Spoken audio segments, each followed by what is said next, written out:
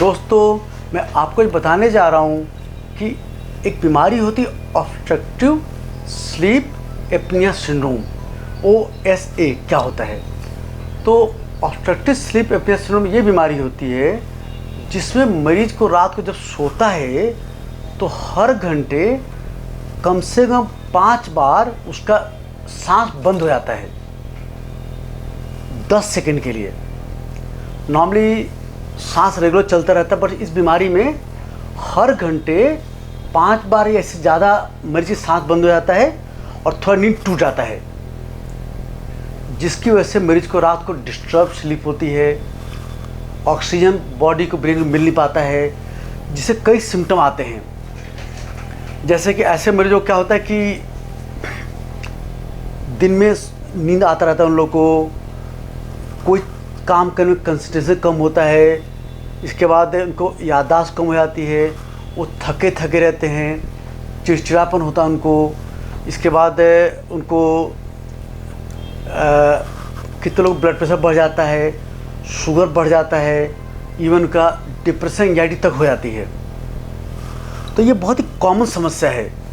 और इस बीमारी में क्या होता है कि अक्सर ये उनको होता है जो लोग रात को खर्राटे लेते हैं। तो क्या होता है कि खर्राटे लेने मेन कारण क्या होता है कि किसी वजह से मोटापा हो, किसी वजह से भी, चाहे थायराइड की वजह से हो, खानदानी हो, अदर हार्मोन डिसऑर्डर की वजह से हो। तो मोटापे में क्या होता है कि जो हमारे जो लंग के जो पैसेज होता है, जैसे गाल बाहर आ गया वैसे गाल अंदर भी आता है, इस तरह बाहर आया डबल चिन होता है अंदर भी जाता है। तो ये पैसेज ऑफ जो हमारी रेस्पिरेटरी पैसेज नर्व हो जाती है। जब मरीज रात सोता है तो बॉडी रिलैक्स होती है, तो रिलैक्स और नैरो हो जाती है, जिसकी वजह से हर थोड़ी देर में ये रास्ता बंद हो जाता है। फिर मरीज उठता है, फिर रास्ता खुलता है, फिर सांस लेता है, थोड़े फिर बंद हो जाता है, जहाँ नींद में गया फिर बंद हो जाता है, फिर उठता है वो।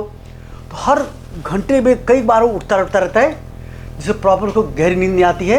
डिस्टर्ब स्लीप की वजह से होल डे थकान, इरिटेबिलिटी, चिड़चिड़ापन, डिप्रेशन, एंजाइटी, मेमोरी कम, कंसंट्रेशन कमी, क्रॉनिक अगर हार्ट को ऑक्सीजन कम मिलेगा तो हार्ट फंक्शन डाउन होगा, लॉन्ग टर्म में हार्ट की फंक्शनिंग डिस्टर्ब हो जाती है।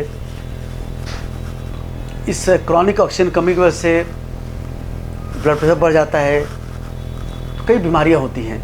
तो अगर किसी को खर्राटे बहुत ज़्यादा आ रहे हैं, बहुत तेज़ खर्राटे आ रहे हैं, या उनको दिन में स्लीपी हो रहे हैं, याददाश्त कम हो रहा है, कंसंट्रेशन कम हो रहा है, मेमोरी कम हो रही है, चिड़चिड़ापन आ रहा है, ऐसे लोग को एडमिट होकर के अपना स्लीप स्टडी कराना चाहिए। स्लीप स्टडी करते क्या है कि एक सिर के ऊपर वायरिंग रिकॉर्डिंग की जाती है, एक तरह EEG रिकॉर्डिंग की जाती है, कैमरे से सांस रिकॉर्डिंग की जाती है, और दिन में रात को कुछ देर में ब्लड में ऑक्सीजन चेक की जाती है मशीन से।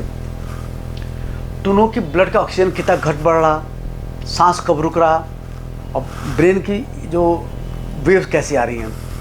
Based on this test sleep study तय करते हैं कि सिंपल खाली खर्राटे हैं या खर्राटे का एडवांस फॉर्म होता है स्लीप एपनिया, होता है कि सांस रुक जाना।